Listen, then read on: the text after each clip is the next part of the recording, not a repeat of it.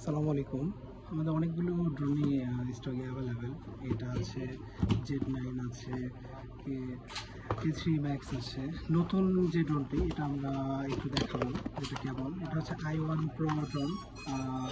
খুব সুন্দর, একদম নতুন এসেছে আমাদের কাছে, এর আগে কোনো খুলে দেখাই নাই।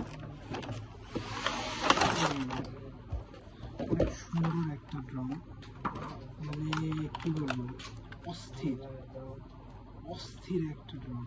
এই যে দেখেন, আমাদের কাছে স্টক খুবই কম আছে। এই যে এটা,